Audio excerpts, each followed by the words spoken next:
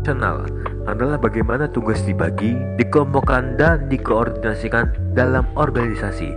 Struktur ini penting karena mendukung strategi, mengontrol perilaku, tapi juga bisa jadi penghambat bila salah desain.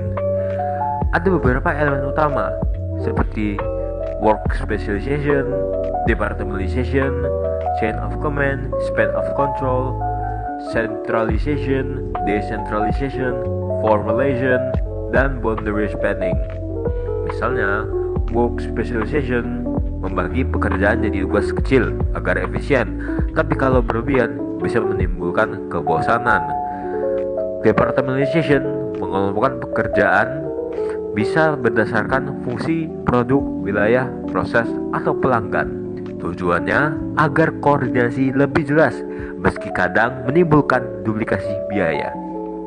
Lalu, chain of command menekankan siapa melapor ke siapa dengan prinsip unity of command. Ini membuat koordinasi rapi, tapi bisa memperlambat keputusan. Sedangkan span of control menentukan beberapa orang DOC manager. Span sempit memberikan kontrol ketat tapi mahal. Sementara span luas lebih efisien tapi beresiko kurang pengawasan. Kesimpulannya, struktur organisasi harus dirancang seimbang agar strategi berjalan efisien, tercapai, tapi motivasi dan kreativitas tetap terjaga. Teman-teman, pasti masih banyak yang bingung. Apa itu sentralisasi dan apa itu desentralisasi? Jadi, dalam sebuah organisasi, sentralisasi itu terjadi ketika keputusan dibuat oleh manajer puncak, sedangkan manajer di tingkat bawah hanya menjalankan arahan yang diberikan. Dengan cara inilah organisasi dapat berjalan lebih terkontrol karena keputusan berada di tangan pihak yang memiliki pengalaman dan pandangan menyeluruh terhadap perusahaan. Sementara itu, desentralisasi berarti sebagian wewenang dalam pengambilan keputusan diberikan kepada manajer atau tim yang lebih dekat dengan masalah di lapangan. Hal ini bertujuan agar keputusan dapat diambil lebih cepat, lebih sesuai dengan kondisi nyata, serta memberi ruang bagi karyawan untuk berpartisipasi dan merasa memiliki tanggung jawab terhadap hasil pekerjaan. Jadi, fungsi sentralisasi adalah untuk mencegah kesalahan dalam pengambilan keputusan karena seluruh keputusan difokuskan pada satu pusat kendali. Struktur ini biasanya cocok untuk perusahaan besar atau multinasional yang membutuhkan keseragaman arah dan kebijakan. Sebaliknya, desentralisasi berfungsi untuk mencegah hilangnya peluang dan mempercepat respon terhadap perubahan, sehingga cocok bagi organisasi yang bergerak dinamis dan menuntut inovasi tinggi.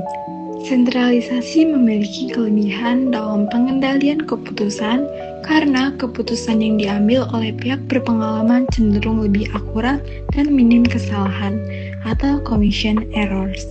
Sementara itu, desentralisasi memiliki kelebihan dalam hal kecepatan dan inovasi, sebab karyawan di lapangan lebih memahami situasi nyata dan dapat langsung mengambil tindakan tanpa menunggu persetujuan dari atasan pusat. Meskipun begitu, sentralisasi memiliki kelemahan karena suara karyawan seringkali kurang terdengar. Akibatnya, pengetahuan dan ide dari karyawan yang sebenarnya potensial tidak dapat dimanfaatkan secara optimal. Sebaliknya, desentralisasi dapat menimbulkan masalah koordinasi apabila tidak diatur dengan baik, terutama pada organisasi besar.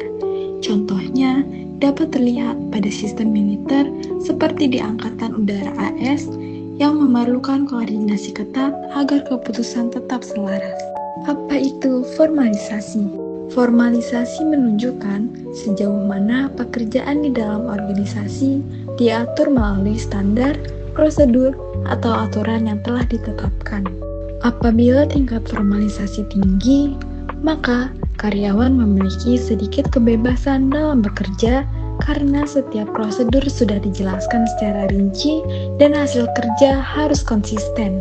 Misalnya, pada pekerjaan administrasi atau penerbitan, semua langkah kerja biasanya sudah ditentukan dengan jelas. Sebaliknya, apabila tingkat formalisasi rendah, maka karyawan memiliki kebebasan yang lebih besar untuk menentukan cara kerja yang sesuai dengan situasi. Misalnya, tim sales dapat menyesuaikan pendekatan mereka agar lebih sesuai dengan kebutuhan klien. Kelebihan formalisasi yaitu membantu mengurangi ketidaksetaraan, misalnya dalam penentuan gaji, karena semua keputusan didasarkan pada aturan yang sama. Selain itu, formalisasi dapat memperjelas pembagian tugas, mengurangi beban koordinasi, dan mencegah munculnya kesan bahwa keputusan diambil secara tidak adil. Namun, tingkat formalisasi yang terlalu tinggi dapat menurunkan fleksibilitas tim, terutama pada organisasi yang menerapkan desentralisasi atau pekerjaan yang membutuhkan kreativitas dan inovasi. Akibatnya, proses kerja bisa menjadi kaku dan kurang adaptif terhadap perubahan. Selanjutnya, apa itu rentang batas? Rentang batas atau boundary spanning memiliki peran penting dalam menjaga komunikasi lintas kelompok di dalam organisasi. Rentang batas didefinisikan sebagai upaya untuk membangun hubungan di luar kelompok formal sehingga memungkinkan terjadinya pertukaran informasi dan kolaborasi yang lebih luas. Adanya struktur organisasi yang terlalu kaku seringkali menghambat koordinasi antar bagian. Sedangkan penerapan rentang batas dapat meningkatkan kreativitas, mempercepat pengambilan keputusan, serta mendorong berbagi pengetahuan di antara karyawan. Fungsinya adalah mentransfer pengetahuan, menerjemahkan informasi antar bagian, serta membangun koneksi yang memperkuat pengaruh organisasi secara keseluruhan. Namun, resikonya adalah kemungkinan terjadinya kebocoran informasi apabila karyawan berpindah ke perusahaan lain. Tetapi, kelebihannya adalah hubungan yang terjalin melalui rentang batas seringkali lebih kuat dan produktif. Kerangka dan struktur organisasi merupakan elemen penting dalam menjalankan kegiatan sebuah perusahaan untuk membantu perusahaan dalam mengatur pembagian tugas, tanggung jawab, serta alur koordinasi antar karyawan dan pimpinan. Yang pertama, terdapat struktur sederhana. Biasanya diterapkan oleh perusahaan kecil atau startup yang dipimpin langsung oleh pendirinya. Pembagian tugasnya belum terlalu kompleks, dan keputusan umumnya diambil oleh satu orang, yaitu pemimpin utama. Kelebihannya adalah mudah dikelola, cepat dalam pengambilan keputusan, serta efisien dalam operasional sehari-hari. Namun, ketika perusahaan mulai berkembang, struktur sederhana dapat menjadi kurang efektif karena seluruh keputusan bergantung pada satu pihak, sehingga dapat menimbulkan beban kerja yang tinggi dan memperlambat proses koordinasi. Yang kedua, struktur birokrasi, yaitu menekankan pada penerapan aturan, prosedur, serta pembagian tugas yang jelas. Dalam sistem ini, setiap individu memiliki peran dan tanggung jawab yang spesifik. Keunggulannya adalah menciptakan keteraturan dan efisiensi dalam organisasi besar, terutama karena setiap kegiatan berjalan berdasarkan standar yang sudah ditetapkan. Kelemahannya yaitu proses pengambilan keputusan cenderung lambat karena harus melewati banyak tahapan administratif. Akibatnya, organisasi menjadi kurang fleksibel dalam menghadapi perubahan situasi. Dan yang terakhir, struktur matriks, yaitu kombinasi antara sistem fungsi dan sistem produk. Dalam struktur ini, seorang karyawan bisa memiliki dua atasan, yaitu atasan dari divisi fungsional dan atasan dari proyek yang sedang dijalankan. Tujuannya adalah untuk meningkatkan koordinasi antar bagian dan mendorong kolaborasi lintas tim. Struktur ini memberikan fleksibilitas dan mendorong inovasi di lingkungan kerja, tetapi juga dapat menimbulkan kebingungan karena adanya dua jalur komando yang berbeda. Meskipun demikian, banyak organisasi besar menggunakan struktur ini karena mampu menyeimbangkan kebutuhan efisiensi dan kerjasama tim secara efektif. Selanjutnya, saya akan melanjutkan materi tentang bentuk-bentuk struktur organisasi modern serta bagaimana struktur tersebut mempengaruhi efektivitas dan perilaku kerja dalam organisasi. Yaitu yang pertama adalah struktur organisasi modern. Organisasi saat ini menghadapi perubahan yang cepat, baik karena teknologi, globalisasi, maupun tuntunan efisiensi. Untuk itu, banyak organisasi beralih dari struktur tradisional yang kaku menjadi struktur yang lebih adaptif dan kolaboratif. Ada 3 bentuk yang dijelaskan Robbins and Judge, yaitu struktur virtual, struktur tim, dan struktur sirkular. Yang pertama yaitu struktur virtual adalah organisasi kecil yang sebagian besar kegiatannya dilakukan oleh pihak luar. Perusahaan inti hanya mengkoordinasikan hubungan kerja dengan mitra, misalnya perusahaan produksi, pemasaran, atau distribusi. Kelebihannya, organisasi bisa bergerak cepat dan efisien tanpa harus memiliki semua sumber daya sendiri. Namun, tantangannya adalah menjaga komunikasi dan kepercayaan antar pihak yang tidak berada di lokasi yang sama. Sebagai contoh, banyak perusahaan teknologi atau startup sekarang menggunakan model ini karena memungkinkan mereka bekerja lintas negara tanpa batasan ruang dan waktu. Selanjutnya ada struktur tim, yaitu ketika organisasi mengandalkan tim lintas fungsi untuk menyelesaikan pekerjaan, tim-tim ini biasanya diberi wewenang untuk membuat keputusan sendiri, sehingga proses kerja menjadi lebih cepat dan kreatif. Struktur ini juga menumbuhkan rasa kepemilikan terhadap hasil kerja, karena setiap anggota berkontribusi langsung dalam pengambilan keputusan. Contohnya dapat dilihat pada perusahaan seperti Google atau Toyota yang mendorong inovasi melalui kerja tim dan kolaborasi. Yang ketiga adalah struktur sirkular atau circular structure, yaitu struktur ini menggambarkan organisasi seperti lingkaran, di mana pimpinan berada di tengah dan dikelilingi oleh lapisan manajemen dan karyawan. Informasi dan arahan mengalir keluar dari pusat ke seluruh bagian organisasi. Model ini menekankan nilai keterbukaan, kesetaraan, dan kolaborasi antar bagian, tetapi bisa menimbulkan kebingungan tentang siapa yang berwenang membuat keputusan. Lalu yang kedua yaitu organisasi yang lebih ramping atau downsizing. Topik berikutnya adalah downsizing, yaitu proses mengurangi ukuran organisasi agar menjadi lebih ramping dan efisien. Biasanya dilakukan dengan menutup unit bisnis, menjual bagian yang tidak produktif, atau mengurangi jumlah karyawan.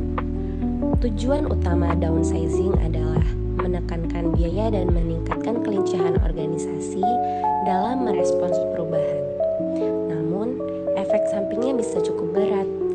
Karyawan yang tersisa bisa merasa tidak aman, stres, dan kehilangan motivasi kerja. Untuk mengatasi hal ini, Robbins dan Judge menyarankan 4 langkah penting. Yang pertama yaitu invest, tetap berinvestasi pada pengembangan dan kesejahteraan karyawan yang bertahan. Yang kedua yaitu communicate, menjaga komunikasi terbuka agar karyawan paham alasan perubahan dan tidak cemas. Yang keempat yaitu participate, melibatkan karyawan dalam proses penyesuaian, misalnya melalui diskusi atau program saran. Yang keempat yaitu assist, membantu karyawan yang terdampak, misalnya dengan pelatihan keterampilan baru atau pesangon yang adil. Jika dilakukan dengan baik, downsizing tidak hanya mengurangi beban biaya, tetapi juga memperkuat kepercayaan dan komitmen karyawan. Yang ketiga yaitu model mekanistik dan organik. Bagian selanjutnya menjelaskan 2 pendekatan utama dalam struktur organisasi, yaitu mekanistik dan organik. Struktur mekanistik menyerupai mesin, sangat formal, terpusat, dan dipenuhi aturan serta prosedur. Setiap karyawan memiliki tugas yang jelas dan wewenang yang terbatas. Struktur ini cocok untuk lingkungan yang stabil dan pekerjaan yang rutin, seperti pabrik atau instansi pemerintah, di mana efisiensi dan kontrol menjadi prioritas.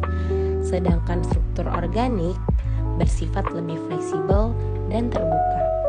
Pengambilan keputusan lebih tersebar, komunikasi berjalan 2 arah, dan kolaborasi lintas bagian lebih kuat. Struktur ini cocok untuk lingkungan yang berubah cepat atau ketika inovasi sangat dibutuhkan, seperti pada perusahaan teknologi, desain, atau penelitian. Dari sini dapat kita simpulkan bahwa tidak ada struktur yang paling sempurna. Struktur yang baik adalah yang sesuai dengan kebutuhan organisasi dan kondisi lingkungannya. Yang keempat yaitu strategi organisasi, yaitu inovasi, biaya, dan imitasi. Robbins dan Judge juga menjelaskan hubungan antara strategi dan struktur organisasi. Struktur tidak bisa dipilih sembarangan, harus mendukung strategi yang dijalankan perusahaan. Ada 3 strategi utama yang dibahas. Yang pertama yaitu strategi inovasi, yaitu strategi yang berfokus pada penciptaan produk atau ide baru. Organisasi dengan strategi ini memerlukan struktur yang fleksibel dan mendorong kreativitas. Contohnya perusahaan yang terus memperbarui produk agar selalu langkah di depan pesaing. Yang kedua yaitu strategi minimasi biaya, yang berfokus pada efisiensi, pengendalian biaya, dan standarisasi proses. Struktur yang digunakan biasanya lebih mekanistik dengan aturan dan kontrol yang kuat agar hasilnya seragam dan hemat biaya. Yang ketiga yaitu strategi imitasi, yaitu meniru produk atau proses yang sudah terbukti berhasil di pasar. Struktur organisasi yang digunakan umumnya campuran antara fleksibel dan formal, cukup terbuka untuk beradaptasi, tapi tetap terkontrol agar efisien. Dengan memahami hubungan ini, manajer bisa memilih struktur yang paling mendukung arah strategis perusahaan. Dari pembahasan tersebut, dapat disimpulkan bahwa struktur organisasi memainkan peran penting dalam keberhasilan perusahaan. Struktur yang fleksibel memungkinkan organisasi beradaptasi dengan perubahan dan berinovasi lebih cepat. Sementara struktur yang kaku bisa menjaga efisiensi dan konsistensi. Namun, kuncinya bukan memilih mana yang lebih baik, melainkan menyesuaikan struktur dengan strategi, lingkungan, dan budaya organisasi. Jadi, semakin kompleks dunia kerja, semakin penting bagi organisasi untuk memahami dan mengelola strukturnya dengan cermat, agar bisa setiap orang dapat bekerja efektif, saling berkolaborasi, dan berkontribusi terhadap tujuan bersama. Yang selanjutnya yaitu ukuran organisasi. Ukuran suatu organisasi secara signifikan memengaruhi strukturnya. Organisasi yang mempekerjakan 2.000 orang atau lebih cenderung memiliki lebih banyak spesialisasi, lebih banyak departementalisasi, lebih banyak tingkat vertikal, dan lebih banyak regulasi dibandingkan organisasi kecil. Selanjutnya adalah teknologi. Teknologi menggambarkan cara suatu organisasi mentransfer input menjadi output. Bentuk teknologi telah merevolusi cara perusahaan memasarkan produk ke konsumen, merekrut talenta, dan menciptakan kehadiran digital di dunia. Selanjutnya adalah lingkungan. Dimensi pertama yaitu kapasitas, mengacu pada sejauh mana lingkungan dapat mendukung pertumbuhan. Yang kedua adalah kompleksitas, adalah tingkat heterogenitas dan konsentrasi di antara elemen-elemen lingkungan. Dimensi ketiga yaitu volatilitas. Volatilitas menggambarkan tingkat ketidakstabilan dalam lingkungan. Faktor lain yang membentuk struktur organisasi adalah institusi. Ini adalah faktor budaya yang bertindak sebagai pedoman perilaku yang sesuai. Institutional theory menggambarkan beberapa kekuatan yang membuat banyak organisasi memiliki struktur serupa. Faktor institusional yang paling jelas berasal dari tekanan regulasi. Industri tertentu di bawah kontrak pemerintah misalnya harus memiliki hubungan pelaporan yang jelas dan kontrol informasi yang ketat. Yang terakhir yaitu desain organisasi dan perilaku karyawan. Yang pertama adalah rentang kendali. Large spans atau rentang kendali yang luas dapat menyebabkan kinerja karyawan yang lebih tinggi, karena memberikan pengawasan yang lebih longgar dan lebih banyak kesempatan untuk personal inisiatif. Yang kedua adalah sentralisasi. Secara umum, centralized organization memiliki tingkat otonomi yang lebih besar. Namun, sementara satu karyawan mungkin menghargai suatu kebebasan. Karyawan lain justru dapat menganggap lingkungan otonom sebagai sesuatu yang membingungkan dan tidak jelas. Yang ketiga adalah prediktabilitas versus otonomi. Calon karyawan yang lebih menyukai prediktabilitas large spans atau rentang kendali yang luas dapat menyebabkan kinerja karyawan yang lebih tinggi, cenderung mencari dan mengambil pekerjaan di struktur mekanistik. Sedangkan mereka yang menginginkan otonomi lebih cenderung berakhir di struktur organik. Yang keempat adalah budaya nasional. Perbedaan budaya nasional mempengaruhi preferensi terhadap struktur. Pertimbangkan perbedaan budaya bersama dengan perbedaan individu saat memprediksi bagaimana struktur akan mempengaruhi kinerja dan kepuasan karyawan.